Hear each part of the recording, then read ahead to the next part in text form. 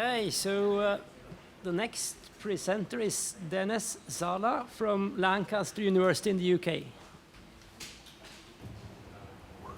And I think we'll get back into more technical issues based on reading the title. Let's see. Right. So, hello everyone. My name is Dennis Zala. I come from Lancaster University, and I'm going to present your work on energy transitions, and specifically we studied a couple of wind turbines. And then this work was done together with Zguris Skouridis from Khalifa University in the UAE and Jacinto Estima from the International Renewable Energy Agency. So yes, I'm going to get a bit more into equations and I'm a complex systems modeler. I'm going to talk about big things rather than very, very small things. So first, let's take a couple of steps back. I'll try to do a a lengthy introduction just to make sure that you understand the last part that I'm trying to talk about. So if you want to model emissions, there's something called the Kaya identity or the IPET equation a lot of times, which people say, which basically it says that the climate impact, so the I comes from impact, equals population, the affluence of that population, and the technology that the kind of population is using. And then this C, the emissions, will end up being an equation of 4 terms. So population, the affluence of that population, so basically GDP per capita, the energy intensity, and then would be the carbon intensity of that GDP, basically the technology that they're using. But usually we break this into 2, energy intensity of the GDP and then the carbon intensity of energy. So if you want to reduce emissions, it's a product, right? So we need to reduce one of the terms. Can't do much about population. I would reduce GDP per capita, but a lot of economists will not like that, so can't really do much about that. So then we were left with 2 terms, energy intensity of the GDP or the carbon intensity of energy. If we look at the energy intensity of the GDP, well, if we plot GDP per capita compared to societal power demand, and each of the dots is countries, and then we look at its change over time, what we see that the slope of this relationship is not really changing. So basically the energy intensity of the GDP pretty much stays constant over time. So populations are getting more wealthy, but at the same time they are using comparatively more energy. This is true for a global level. Of course, certain countries on the ends of the spectrum might behave a little bit differently. So we're left with the last term, which would be the C over E term, so the carbon intensity of the energy, so the technology that we're using. And then, as you might have heard 1,000 times today, of course, these guys are much more carbon intensive than those guys. So what we effectively want to do in order to reduce our emissions, we want to install more renewables or more or less energy intensive emissions options. So then, as somebody I think yesterday in one of the panels said, the IPCC did all these models from various integrated assessment models.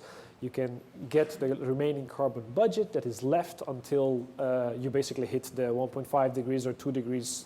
It's your choice, 66% 1.5 degrees or 50% 2 degrees.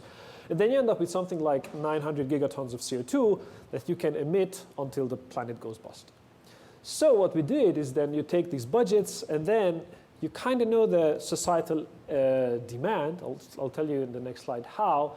And then you need to redistribute these emissions over the next couple of years.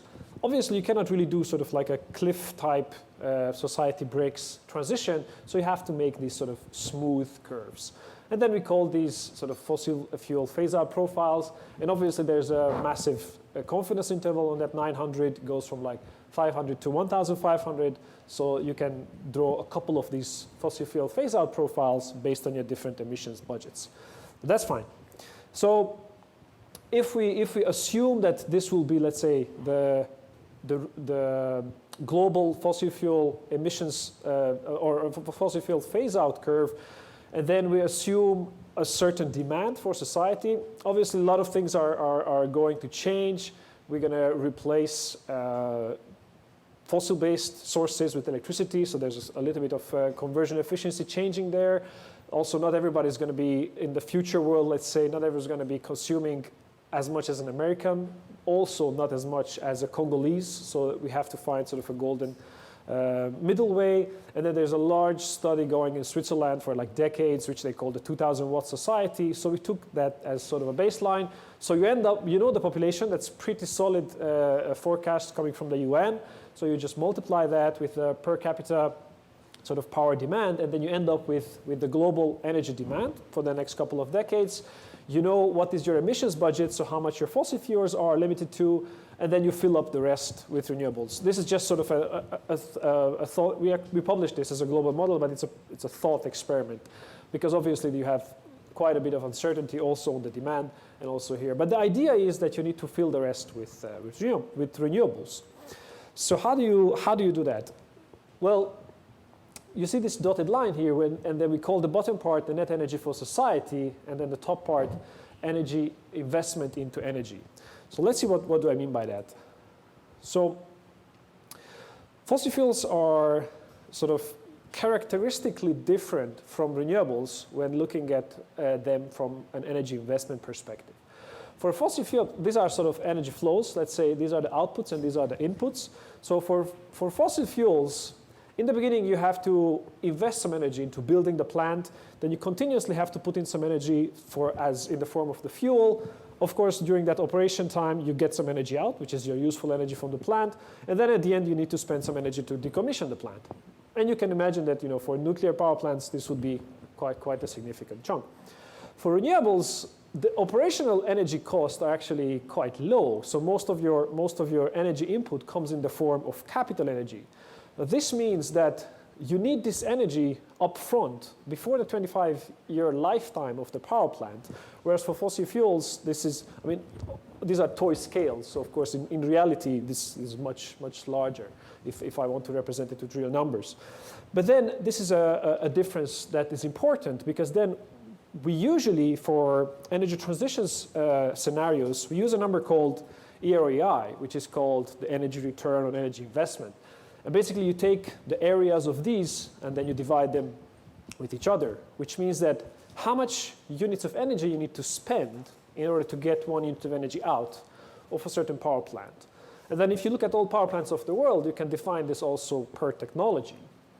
And this means that if I go back to my curve, in order to build this renewable energy capacity, remember, it was the energy input, it was upfront, meaning that I need to spend quite a bit of energy during this transition time, which happens to be also the highest pressure point in time because I have all this capacity retiring. So then I will get this bump, which is sort of the energy going into building this capacity. And then this, of course, changes with different energy technologies. So if I have a society which, let's say, delays the transition, and I still want to be in the budget, so of course I keep emitting more, but then my budget is getting smaller and smaller, so then I need to accelerate the transition, and then of course economically this gets quite a bit of problematic. And then also what it produces is that now you get a steeper curve, so your energy investment is also higher, which makes the transition ever more difficult. So the 2-cent takeaway from our work on the global modeling was that there's an actual measurable energetic cost the longer you delay the energy transition, so basically act yesterday. And then of course, you know, if you create a society with a higher per capita energy demand, you need more energy investment. And if you use an EROI, so you don't use the prime spots in renewable energy, but the not so good ones, then of course you need even more energy investment. So this is quite tricky, because now you see that this starts to be quite significant compared to how much energy is available to your society. So this is what we did for the global model. And then as I said, you know, if you have more demand, then you're going to need a little bit more investment. And if your energy is lesser EROI, then you need an even higher investment, which sort of creates a critical path here, or a critical time during the transition. Let's say from 2030 to 2040, if we start acting sort of tomorrow or something like that, when no matter what you do, you still have to put in quite a bit of existing energy into building the new capacity. And then this is, if you go and read the paper, it's like a factor of 2, almost a factor of 2, like a 60-time increase compared to today's renewable energy investment levels. So it's not really impossible, but it's quite significant. So that was the global model. then what we wanted to do is we wanted to create these curves for countries. Now, that's quite problematic, right? Because countries, they're super irrational. You have to solve the fossil fuel part, and then you have to solve the renewables part. Now, for the fossil fuel part, basically we just follow a model developed by Ken Caldeira and Steve Davis' group at Stanford. And then basically they say that most likely the fossil fuel sources which are more energy intensive to extract will start to be retired first. So basically the Canadian shale will be retired sooner than sort of the Saudi sand-based oil. So, but then that creates a distribution based on the country's existing energy partners of how much fossil fuel can they get in this transition time, in the near future. We don't worry too much about that. We take it as a given. But then countries are also, what we created is we had to look at the trade network and how do countries actually trade their electricity. Because now it was not only about energy, it was also about replacing this fossil fuel-based energy with electricity. And countries are not really rational about trading their electricity. They want to have this energy security aspect. So they want to build as much capacity as possible inside their own countries. So what we did is then we looked at the resources, and then NREL has some beautiful maps. For example, this is the map for the solar resources. Of course, resources are distributed into certain classes or deciles. So for example, let's say Libya, it's a not so large country but has extremely good solar resources in the middle of the desert. Canada or Russia, huge countries, but the solar resources are not so good. What we specifically looked at was the wind resources. And then of course, globally, the wind resources follow this nice Weibull distribution, but they're not that much very good quality resources in terms of wind. So now you have this gap that you need to fill with renewables, and then you don't really know how much of what is the energetic cost at which this fillage will come to you. So the very basic idea that you can do, and what we did was you take this amount of energy, and then you sort of chuck it into the different classes that each country has. So you know that the US is producing X amount of wind power, or China is producing X amount of wind power. And then you don't really know, well, you know the locations. This is what we looked at, but you don't really know all the time what locations this wind power is coming from. So you just assume that humans are sort of logical. They're going to take the best locations first, and then sort of exponentially they're going to take the lesser and lesser quality locations. And then, so what we're actually doing is we're looking at exactly the power plants and then create these exponential decay curves. So this is the graph that I wanted to show you, is that if we look at, we analyzed from the IRENA's wind power plant database, we analyzed, I think, about 25,000 individual wind turbines. We looked at their GPS coordinates, and then we looked at the wind speeds at those GPS coordinates. Obviously, we know for EREI, we need more energy output. More wind means more energy output. So basically, the wind speed is almost a direct correlation of a better EREI resource. So if you look at the wind speeds, what has happened in almost every country is that over time, these prime project locations have decreased, which means that in the very early days, when the whole country was undeveloped, we could choose the best quality resource location, go there, build the wind turbine. But after that, these locations are getting sort of exhausted, or they're getting taken. And then it looks like this trend, it's almost universal. I only plotted a few countries, but it looks like this trend is almost universal.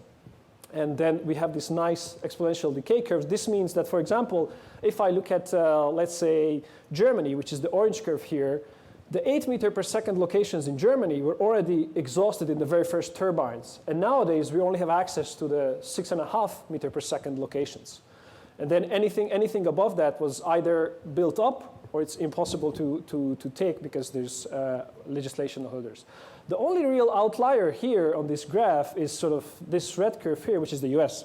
And then the reason for that is because this is not true for large countries, because of course large countries have quite a bit of very good resources, and then it's not necessarily a correlation between the region where the industry developed and where they put it. So if I look at the sub-country, I just put two sub-country breakdowns, China and the US. In the early days, most wind turbines were super small, but they were installed in California. And then Texas, for example, has much better wind resources than California. So the reason that the US was not following the trend is because we had quite a bit of capacity deployment in Texas. Now it was stagnant, and actually it was a little bit increasing, whereas in the beginning it was only in the low resource regions of California. On the other hand, China was following the path because China developed most of its provinces in parallel. So there was sort of this resource exhaustion phenomenon within each province happening at the same time. And then, of course, Gansu, which in the center-north part of the country, has most of the wind turbines, and then it has exhibited this sort of resource decay phenomenon. Yeah, I also have the offshore wind turbines, but there's not many projects there. Korea is missing. They do have a large offshore wind power plant. It was not in the data set, but it's pretty much the GB that's the only player there. And then we don't really have any pattern there, although the very recent project is it's in a location with a much lower wind speed than most of the projects in the past 15 years or so. So, and then I can put these curves just as an illustration next to the distributions. So this would be the actual wind speed distributions, and the dots are the means of the distributions. And then what I see is that these curves, in most cases, start at the mean of a distribution, which means that the situation is even worse than we thought, because the best in the very early projects, they didn't start with the best resources. They just started with the average resource location, meaning that the best resources are much more inaccessible than we think we are. And then they just decay from there, or the green curve, they just decay from there. Of course, there's some exceptions. So for offshore, it's even worse. For offshore, we cannot even go near the best resources. We can barely go to the average resource with the very first projects, and it's only downwards from there. So then we got these exponential decay curves, and now we're in the process of filling up all these country transitions. So what I wanted to just very quickly and very briefly tell you is that what we found is that for countries which have significant wind generation already deployed, like Germany or Denmark, we clearly see sort of this resource pattern, resource exhaustion.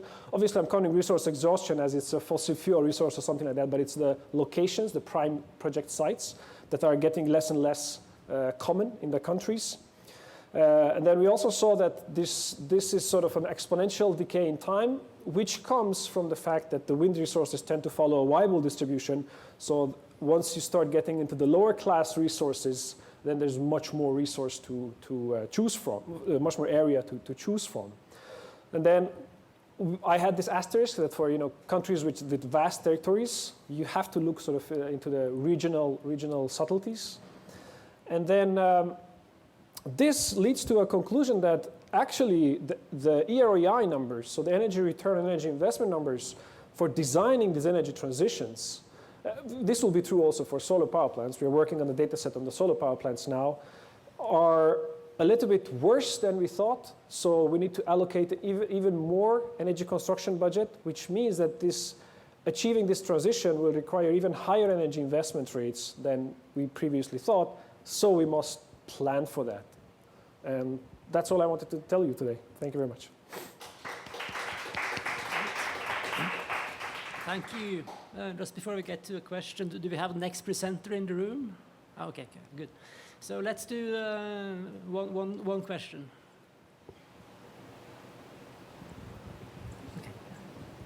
Yeah, so just a question about the relative cost of the low wind speed high wind speed locations. From data that I've seen, the cost at low wind speed locations is actually coming down and narrowing the gap to high wind speed locations. Basically, we're designing turbines that are better able to handle low wind speeds.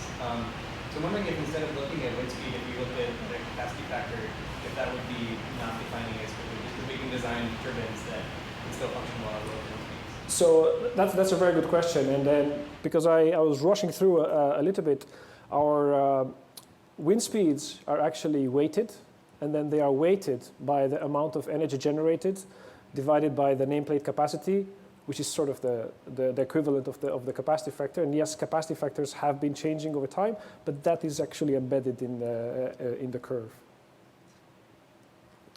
Okay, great. In the interest of time, I think we have to move on to the next presenter, but thanks, very interesting.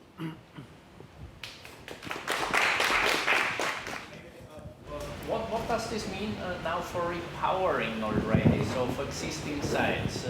Because in Germany, maybe a few sites, they are already now candidates for repowering.